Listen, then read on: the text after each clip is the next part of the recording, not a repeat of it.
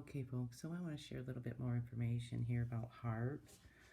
And I still have this file here too. This was back from 1979, the report to the President and the Congress from the National Weather Modification Policies and Programs file.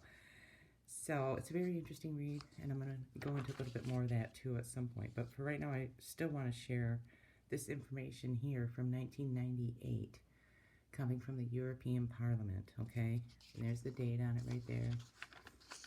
It says Brussels, February 9th, 1998. Yeah. Now, remember too, folks, the HARP facility itself here in Alaska, because there's several different facilities around the world, but the one particular that I'm talking about is here in Alaska, was transferred over. The facilities was handed over to the University of Alaska back in like 2014, 2015. I'm pretty sure it was 2015, but it might have been 2014. But anyway, yeah, it was transferred over, and they've been renting out the facilities and the equipment and different things to private clients and stuff for a very long time, and it should have never have been allowed. Really should not have ever been allowed. And even our Air Force has utilized the facility since it was transferred over to the University of Alaska as well. And I'm sorry, not sorry, I do not support any active military service personnel that are actively participating in the deployment of these weather modification techniques. I don't support you, and I don't have to. But anyway, this here was coming from the European Parliament. The HARP project and non-lethal weapons. Experts alarmed. Public debate needed. Public debate long overdue. You know what I mean? The hearing on the HARP project and non-lethal weapons was held in connection with a European Parliament own initiative report to be drawn up by Major Britt Thorn on the possible use of military resources in environmental strategies. Yes, deploying our military to deploy these weather modification techniques, and it should never have been approved, never have been allowed. More people need to oppose it, and more people joining the military need to speak up too. Yeah, it's on YouTube. Non-lethal or non-deadly weapons, a varied scenario. As Peter Truscott of the UK said in his introduction, there is an invisible line between what is acceptable and what is suspect. This is the nub of the issue. Non-lethal weapons contribute a trend in military thinking which has developed since the end of the Cold War.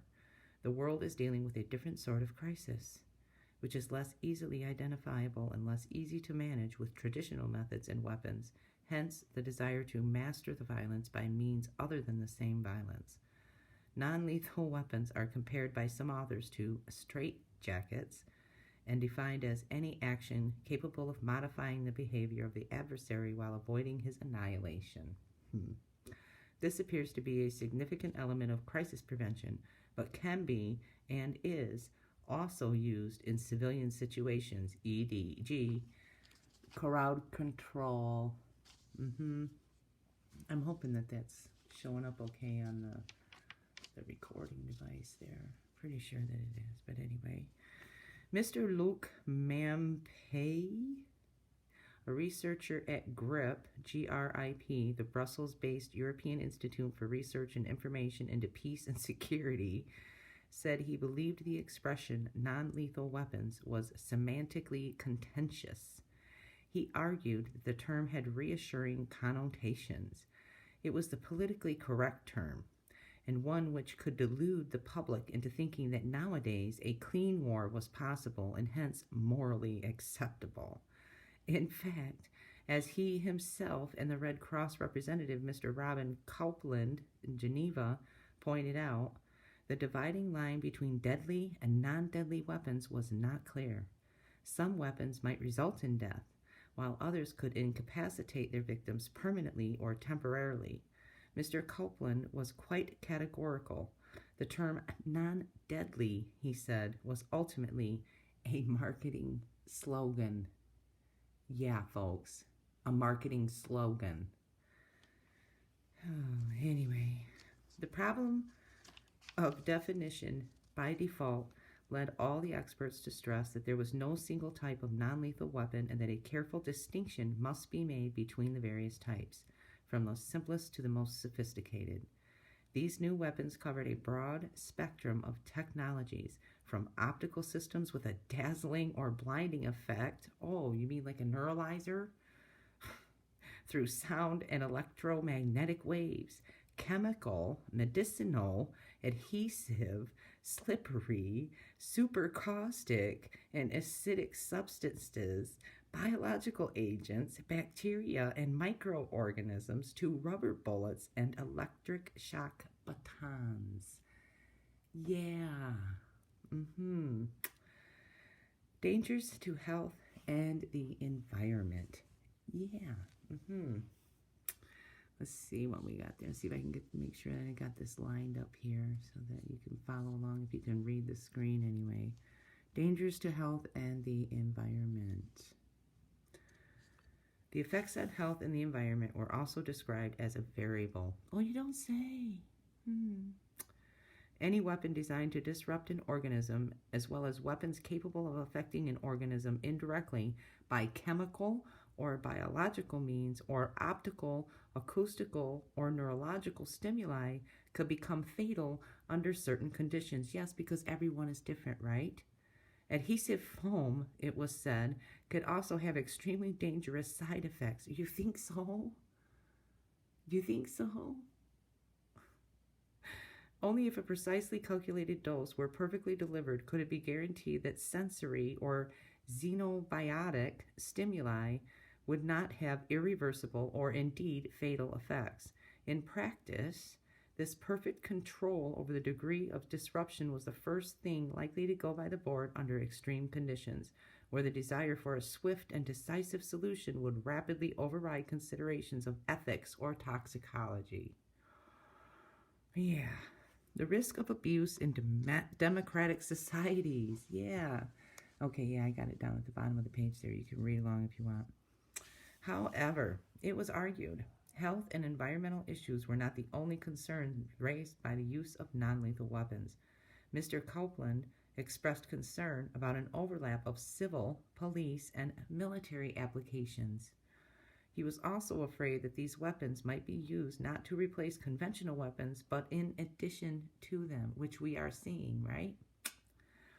In Mr. Mampay's view, I hope I'm pronouncing that right, as non-lethal weapons developed, links were bound to be created between military and law and order operations, which, he said, would enable certain current conventions to be bypassed. There was a danger of growing militarization. You know what I'm saying? Yeah. Of domestic police forces, which would have access to more sophisticated weaponry. This could raise problems in any state which was supposed to be based on the rule of law and to be mindful of human rights and individual freedoms. Mind you, that's where they're discussing the risk of abuse in democratic societies. The HAARP Project. Yeah. Tom Spencer, the UK chair of the Foreign Affairs Committee, said that the United States had been invited to state its viewpoint on this matter to the hearing. Although the U.S. had declined an initial invitation, Mr. Spencer reiterated his offer, saying that the Americans could send a representative to address the committee in future if they wished.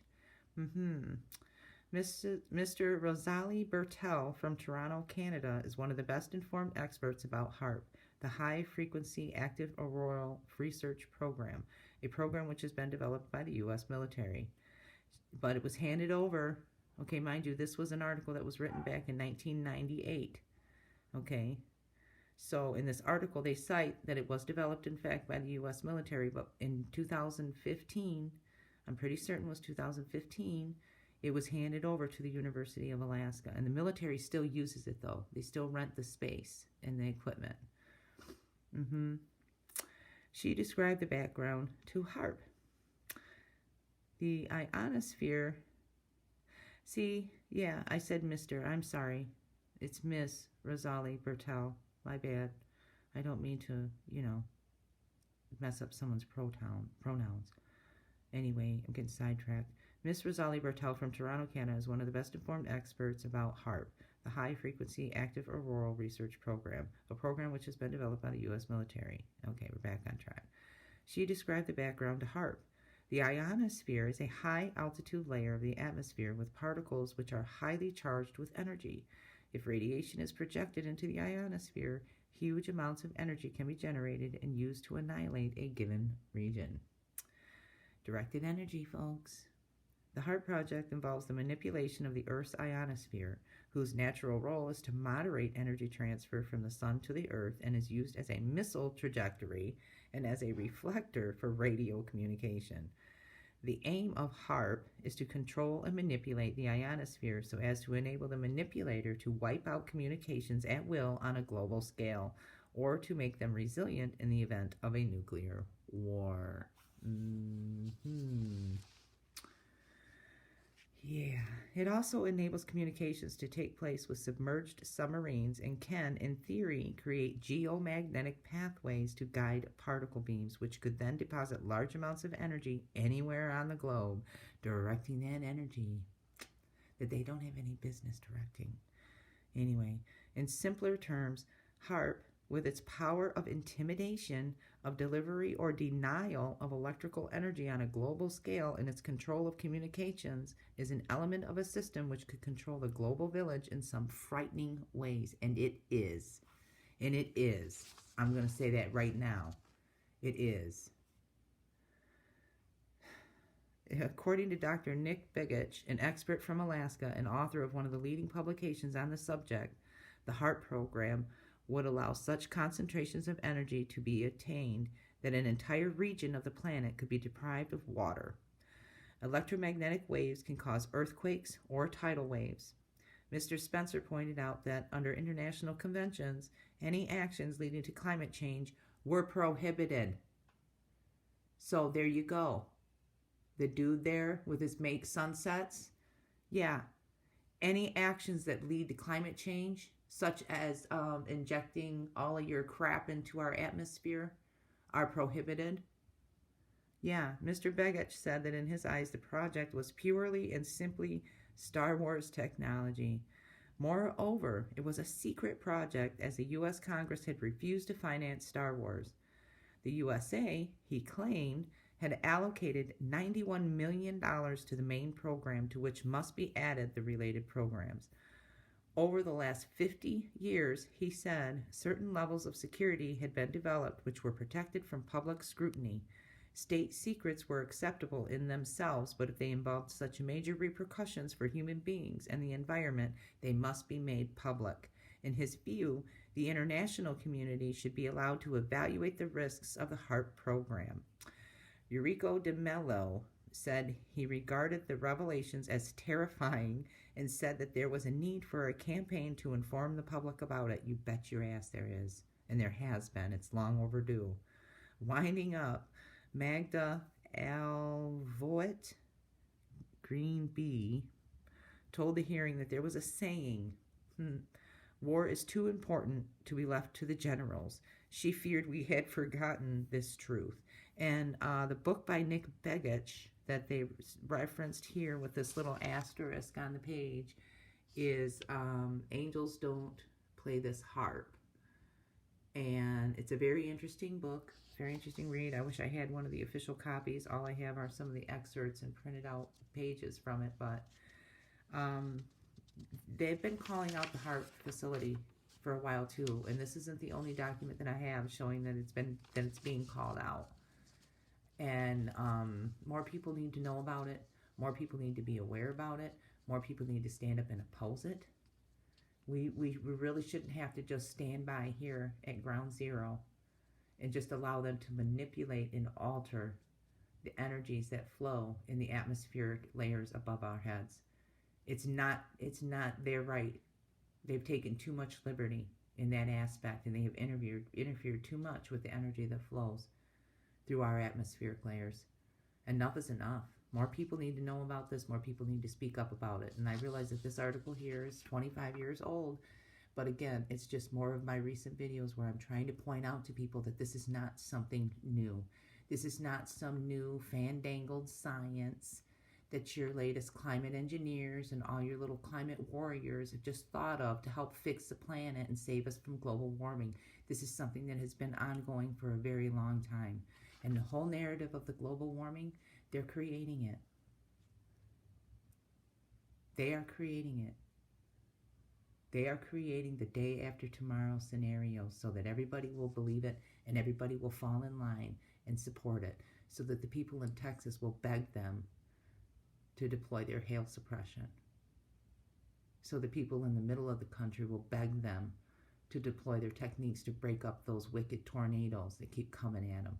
So that us here in the high desert and in Nevada and in the Southwest will beg them to bring us rain. That's exactly what they want. They're creating scenarios and situations to the point where the people will say, please help us. Please save us. No thanks. No thank you. And because I'm repetitive, I'm going to say it again. To any military personnel and to anyone that is working with the climate engineers to combat this so-called global warming that y'all are causing, I have no respect for you, and I don't have to respect you. And no thank you for your service. You can blow the whistle any day now. Thank you.